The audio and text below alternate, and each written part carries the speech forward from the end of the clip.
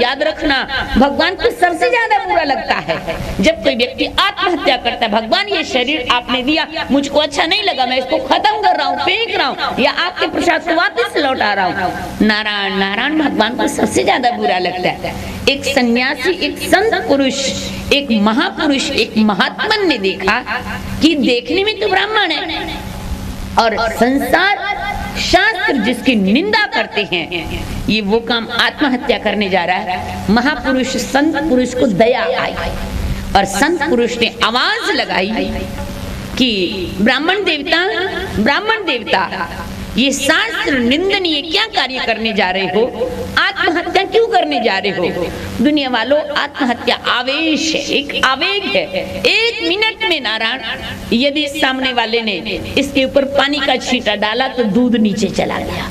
जैसे नारायण पानी में डूबने के लिए आत्मदेव नदी किनारे खड़े थे, आवाज आई संत पुरुष की, ब्राह्मण देवता शास्त्र निंदनीय कार्य क्या करने जा रहे हो? आत्मदेव ने चारों ओर देखा कि सामने एक सन्यासी है, एक महात्मा है, एक महापुरुष है और वो कह रहे हैं कि शास्त्र निंदनीय कार्य क्या करने जा रहे हो? आत्मदेव ब्राह्मण ने जब देखा संत पुरुष की और दूर से प्रणाम किया। महाराज जी ने बुलाया, ब्राह्मण देवता यहाँ आओ।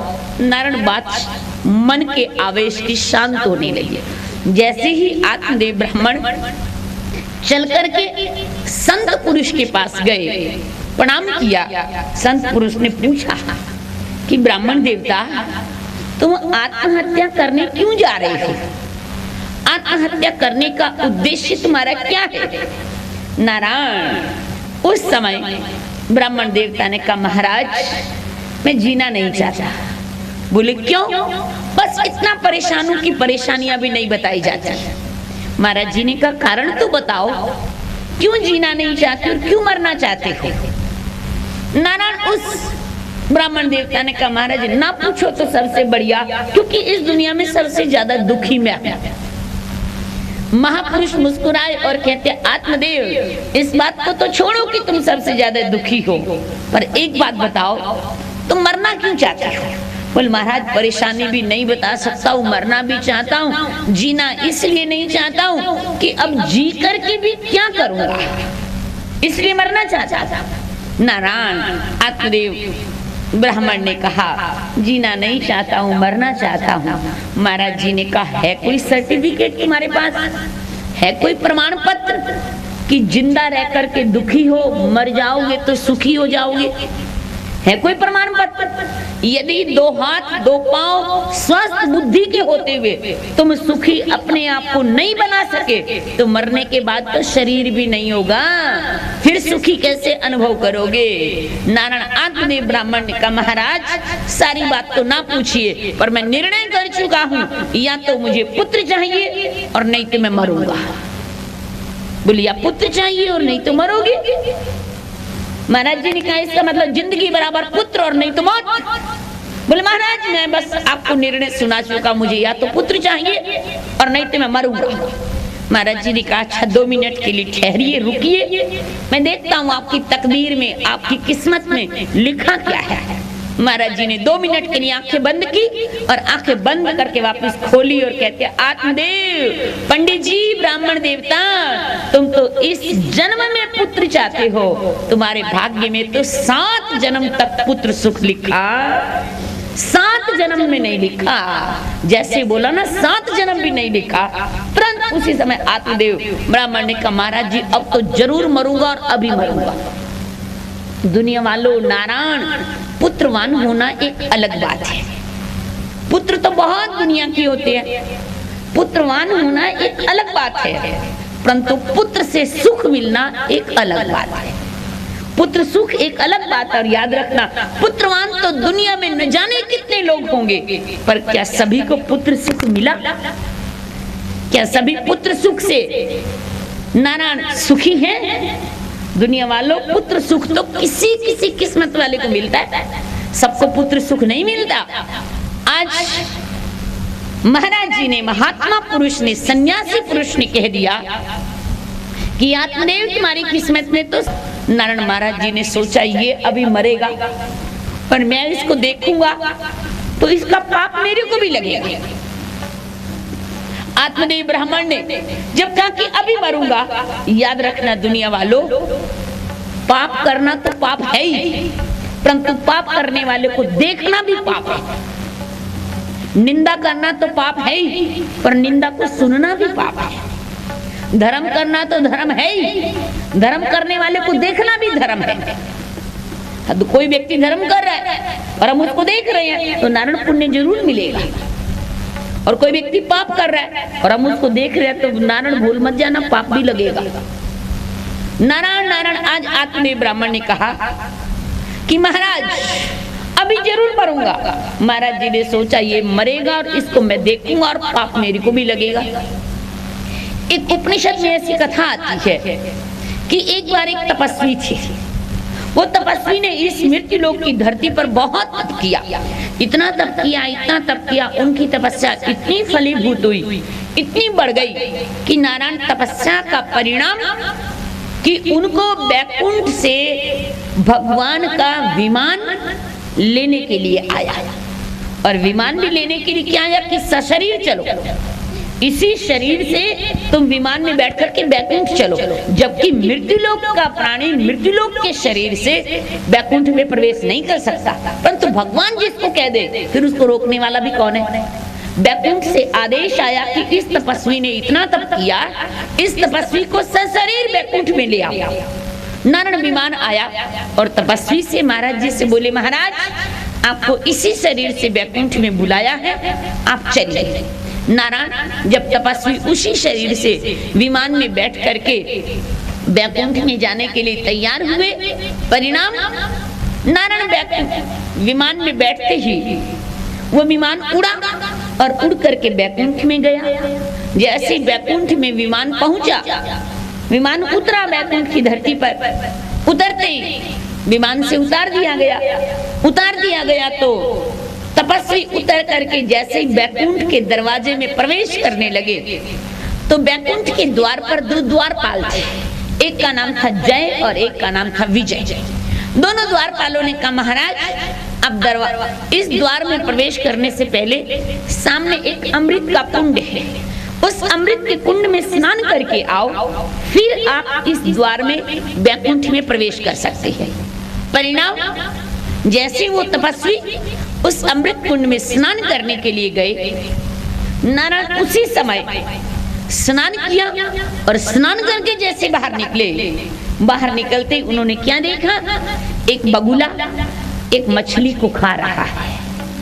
जैसे देखा बगुला एक मछली को खा रहा है, महाराज जी तपस्वी संत पुरुष ने देखा और देख करके आगे चले गए और जैसे ही बैकुंठ के द्वार में प्रवेश करने लगे, प्रवेश करते द्वारपालों ने कह दिया, महाराज जी आप अंदर नहीं जा सकते हो, आपके प्रवेश को मना हो गया। बोले क्यों? अभी तो विमान गया था मुझे लेने, अभी आपने कहा था स्नान करके आओ और अभी मैं स्नान करके आया, आप कहते हो अंदर नहीं जा सकते हो, क्या कारण है? नारायण द्वारपाल कहते हैं आपको पाप लग गया। बोले पाप लग गया? कौन सा पाप लग गया? बोले आपके सामने जीव हत्या होती रही और आप उसको देखते रहे, मतलब बगुला मछली को खाता रहा और आप उसको देखते रहे, आपको पाप लग गया। अब दोबारा फिर से जाओ तपस्या करो, तपस्या जब फलीभूत होगी तो फिर से आपको बैकुंठ आना होगा। जाओ, आपकी तपस्या अधूरी रह गई, वापस धरती पर जाओ। नारायण तपस्वी वापस आ गए। जब तपस्वी वापस आए फिर तप किया तो फिर वापस तपस्या बढ़ी तो वापस बैकुंठ से बुलावा आया, विमान में बैठ करके आओ। विमान में बैठ करके वापस वो तपस्वी गए, फिर से वही द्वारपालों ने कहा स्नान करके आओ, फिर से वो स्नान करके आए। जैसे स्नान करके लौटने लगे फिर देखा एक बगुला फिर मछली को खा रहा है। अब की बात संत पुरुष ने उस बगुले के मुंह से मछली को छुटा दिया। जैसे छुटा दिया, परिणाम बैकुंठ के द्वार में गए। बैकुंठ के द्वार में जाते ही द्वारपालों ने कह दिया, महाराज आप अंदर नहीं जा सकते हो। बोले अब क्यों? बोले आपको पाप लग गया। बोले पाप लग गया? वो कौन सा पाप लग गया?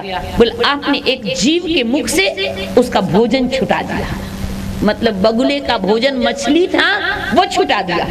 तपस्वी कहते महाराज द्वारपालों से कि द्वारपालों जय विजय, मैंने नहीं छुटाया था तो भी पाप लगा, मैंने छुटा दिया तो भी पाप लगा, आखिर मैं क्या करूं? द्वारपाल कहते मुझे नहीं पता क्या करो, क्या करना है क्या नहीं करना ये तो नीचे जाके पूछो, धरती में जाओ, सत्संग में जाओ, संतों से पूछो, शास्त्रों से पूछो, विद्वानों से पूछो, वो बताएंगे क्या करना है। मैं नहीं बता, हम नहीं बता सकते क्या करना है, हम तो द्वारपाल है, हमारा काम है जिसको अंदर प्रवेश है उसको प्रवेश देना, और जिनको अंदर प्रवेश नहीं है उनको नहीं देना, बस हमारा काम तो इतना सही है। नारायण तपस्वी सोचने लगे ये अच्छी बनी, पहले छुटा दिया तो पाप लगा, नहीं छुटाया तो पाप लगा, अब क्या करूं? वापिस धरती पर आए, वापिस तपस्या की, अब की बार फिर बुलावा आया। संत महापुरुष को वैकुंठ जाने की खुशी से ज्यादा इस बात के लिए भय लग रहा, कहीं वो बगुला मछली फिर मिल गए तो, कहीं वो मछली और बगुला फिर मिल गए तो आखिर में क्या करूं, आखिर में क्या करूं? नारायण नारायण जब इस तरह से महाराज सोचते सोचते गए, अब की बार वो किसी संत महापुरुष से जा मिली, अब की बार वो तपस्वी तपस्या करते करते किसी सत्संग में किसी विद्वान के पास गए और जाकर के एक बात पूछी कि महाराज जी भगवान को पाने के लिए क्या करना चाहिए, भगवान को पाने के लिए क्या करना चाहिए? नारायण नारायण जब ये पूछा कि भगवान को पाने के लिए क्या करना चाहिए तो उन्होंने कहा कल आना, फिर बताएंगे कल आना। नारायण जब कल जाने के लिए वो तैयार हुए तो किसी एक ने उनको बताया, देखो जब संत के पास जाते हैं या राजा के पास जाते हैं, किसी राजा से मिलने जाओ या महाराजा से मिलने जाओ, किसी बीमार के पास जाओ या बेटी के घर जाओ, इन चारों जगह में इंसान को कभी भी खाली हाथ नहीं जाना चाहिए। नारायण नारायण जब ये कहा कि इन चारों के पास कभी खाली हाथ नहीं जाना चाहिए, अब वो व्यक्ति, वो साधक, वो जिज्ञासु जब वहां से चलते चलते नारायण उन्होंने अपने हाथ में एक पुष्प का, फूल का गमला लिया, फूल का गुलदस्ता लिया, गुलदस्ता लेकर के जब चले संत पुरुष के पास पहुंचे और पहुंचते ही गुलदस्ता, फूल का गुलदस्ता, गुलदस्ता किसे कहते हैं नारायण?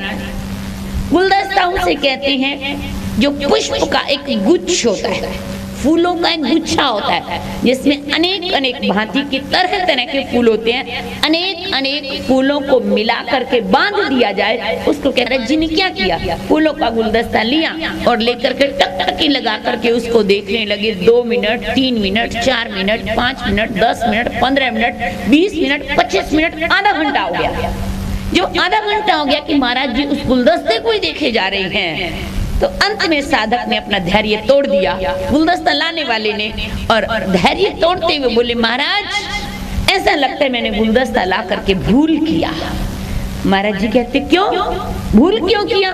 बोले महाराज भूल ऐसे किया क्योंकि आप मेरे को तो देख ही नहीं रहे हैं, आप मेरे से बात ही नहीं कर रहे हैं, आप गुलदस्ते को ही देखे जा रहे हैं। महाराज जी ने कहा अच्छा तो ठीक है, इसको फेंक देता हूँ, इसको फेंक देता हूँ और तुम्हारे को देखता हूँ, तुम्हारे से बात करता हूँ। बोले नहीं नहीं नहीं महाराज नहीं, इसको मत फेंकिए। बोले तो क्या करूं? बोले थोड़ा इसको देखो, थोड़ा मेरे को देखो, थोड़ा मेरे से बात करो, थोड़ा गुलदस्ते को देखो। महाराज जी ने कहा ओ साधक, ओ इंसान, मैंने तुझे खेलने के लिए सुंदर संसार का गुलदस्ता दिया है। ये संसार एक गुलदस्ता ही तो है, भांति भांति के फूल है। भगवान कहते हैं ओ इंसान, यदि तू गुलदस्ते को ही देखता रहा तो मैं नाराज हो जाऊंगा कि मैंने दिया है गुलदस्ता, ये मेरे से बात ही नहीं कर रहा, ये गुलदस्ता देने वाले को राम राम ही नहीं कर रहा। इसलिए याद रख, थोड़ा गुलदस्ता देने वाले को देख, थोड़ा गुलदस्ते को देख, मतलब थोड़ा संसार को देख, थोड़ा संसार बनाने वाले को देख, और अपना रास्ता तय करते हुए भगवान तक पहुंच जा। नारायण साधक को समझ आ गई संसार में कैसे जीना है। अब की बार कठिन तपस्या के विमान लेने के लिए आया। विमान लेने के लिए आया तो विमान में बैठ करके बैकुंठ पहुंचे तो द्वारपालों ने फिर से स्नान करने को बोला। स्नान करने के लिए गए। स्नान करके जैसे बाहर निकले, सोचा कि कहीं बगुला फिर मछली को खाते हुए सामने दिखाई दे जाए। छुटाऊंगा तो पाप लगेगा, नहीं छुटाऊंगा तो पाप लगेगा। तपस्वी ने क्या किया, नीचे आंखें की और नीचे आंखें करके चुपचाप सीधा जितनी जगह पर कदम रखा जाना था, पांव रखा जाना था, अपना छोटा रास्ता था, उतने से रास्ते को देखा और नारायण नारायण नारायण करते हुए आगे चले गए और बैकुंठ के अंदर प्रवेश कर गए। और यही कहते हुए कि तेरे भाणे जो करे भला बुरा संसार, नारायण तू बैठकर अपना हृदय बुहार। क्या जरूरत है मैं दूसरे की बुराइयां देखने की, क्या जरूरत है मैं दूसरे की अच्छाइयां और बुराइयां करने की। जज हमें किसने बनाया, हम दूसरे की जिंदगी का निर्णय करें। इसने ये ठीक नहीं किया, इसने ये ठीक नहीं किया, इसने ये बढ़िया कर दिया तो इसने ये बढ़िया नहीं किया। क्या जरूरत है दूसरे के पन्ने पलटने की। तुम अपना रास्ता निर्धारित करो, अपना रास्ता तय करो और तेरे भाणे जो करे भला बुरा संसार, नारायण तू बैठकर अपना हृदय बुहार। अरे दुनिया वालों, अपने घर में झाड़ू लगा के कूड़ा बाहर फेंकने का होता है, ना कि दूसरे के घर में झाड़ू लगा के कूड़ा अपने घर डालने का नहीं होता। नारायण हम दूसरे की निंदा करके, दूसरे की बुराई करके उसके घर को साफ करके कूड़ा अपने घर में डाल लेते हैं। जबकि नारायण संत और ग्रंथ ऐसा कहते हैं कि तुम्हें दूसरे से क्या लेना देना, कोई कुछ भी करे, तुम अपना रास्ता बढ़िया बनाओ और उसको तय करते हुए आगे चले जाओ। नारायण नारायण याद रखना। आज आत्मदेव ब्राह्मण ने कहा आत्महत्या करूंगा और सन्यासी संत महापुरुष ने कहा ये आत्महत्या करेगा तो देखने का पाप मेरे को भी मछली की तरह, जैसे मछली बगुला खा रहे थे तो पाप लगा ना। नारायण संत महापुरुष ने सोचा ये ब्राह्मण देवता अब आत्महत्या करेंगे और देखने का पाप मेरे को भी लगेगा। महाराज जी ने बहुत समझाया, पंडित जी आत्मदेव आत्महत्या मत करो। क्या पुत्र ही जिंदगी है? पुत्र नहीं है तो मौत क्यों चाहते हो तुम? क्यों पुत्र मोह में इतना फंसे हो? बोले महाराज आपको क्या पता, आप महात्मा हैं, हम लोग गृहस्थी हैं, गृहस्थियों का जीवन पुत्र है। और उस जज का बेटा उसकी गोदी में खेलता है। 1 साल का बेटा जज का कान खींच के एक मारता थप्पड़ और पिता को बड़ा अच्छा लगता है। जिसकी कलम दूसरे की जिंदगी को मौत में बदल देती है और अपने बेटों से पिटाई खा रहा, कहते हैं ये बेपुत्र मोही तो है।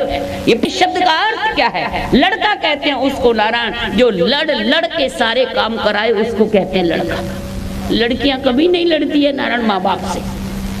लड़कियां कन्याएं पुत्री कभी भी झगड़ा नहीं करती है माँ बाप से। और नारायण लड़का जब से जन्म लेगा ना तब से माँ पिता में कलह हो जाएगा। इसका जन्मदिन ऐसे मनाना है, इसका नाम ऐसे रखना है, इसको फला डॉक्टर से दवाई दिलवानी है, इसको उस स्कूल में पढ़ाना है। लड़कियां बेचारी गिरती पड़ती अपने आप सब कुछ हो जाता है नारायण। अच्छी दवाई दिलाओ तो भी ठीक हो जाएंगी, नहीं दिलाओ तो भी ठीक हो जाएंगी, पुराना पहना दो तो भी अच्छी रहेंगी। नारायण जूठा खिला दो, किसी का बची हुई थाली में खिला दो, लड़कियां अपने आप पाल पोस के बड़ी हो जाएंगी। नारायण नारायण लड़कों का जितना ध्यान रखते हैं उतने लड़के ज्यादा शरारती बनते हैं। एक बात बताऊं नारायण, क्यों सदग्रस्त चाहता है लड़का चाहिए? एक बात बताऊं, कड़वी बात तो है पर थोड़ी सी सच भी है इसमें नारायण। लड़का क्यों चाहिए? वो लड़का चाहिए सिर फुड़ाने के लिए। जिंदा रहोगे जब तक भी फोड़ेगा और मर जाने के बाद शमशान में भी फोड़ेगा। लड़का चाहिए सिर फुड़ाने के लिए, सच में सिर फुड़ाने के लिए नारायण। और किस लिए चाहिए लड़का? बोले लड़का नाम चलाने के लिए चाहिए। एक बात बताओ, यदि लड़के से ही नाम चलने वाला होता तो इसका मतलब फिर मीरा का तो कोई नाम ही नहीं जानता आज के दिन। क्या मीरा का नाम लड़कों ने चलाया? क्या मीरा का नाम उनके पुत्रों ने चलाया? क्या कर्माबाई का नाम उनके पुत्रों ने चमकाया? क्या कर्माबाई का नाम उनके वंश ने चलाया? क्या तुकाराम, सहजोबाई, नरसिंह मेहता, इन सब का नाम तुलसीदास जी, कबीरदास जी, इनका नाम उनके पुत्रों ने आगे बढ़ाया? नारायण याद रखना, नाम कभी पुत्रों के अधीन नहीं है। नाम चमकाना कभी संसार और बेटों के अधीन नहीं है। नारायण नारायण एक संसार के मन में गुप्त दिल के किसी कोने में एक मोह है, मुझको बेटा चाहिए, मुझको बेटा चाहिए। बोल क्यों? मेरा बेटा जब बाजार में जाएगा तो लोग मेरा नाम लेकर के बोलेंगे फला आदमी का बेटा जा रहा है, और यदि बेटा बिगड़ गया तो नहीं कहेंगे फला आदमी का बेटा बिगड़ा जा रहा है। नारायण तो भी तो कहेंगे। याद रखना, नारायण बेटा नाम डुबाने वाला भी हो सकता है, बेटा नाम चमकाएगा तो डुबा भी सकता है। और नारायण बुरा नहीं मानना, आप कहते कि बेटा नाम अमर करेगा। क्या अमर करेंगे बेटे आपका नाम? ज्यादा से ज्यादा आप क्या करेंगे? आपके बेटे आपका नाम अमर। मैं मानती हूँ नारायण आपके बेटे भगवान राम जैसे हो, भगवान करे आपके बेटे नारायण श्रवण कुमार जैसे हो, भगवान करे आपके बेटे भगवान कृष्ण जैसे हो, और इनसे भी बढ़कर के संस्कारवान हो।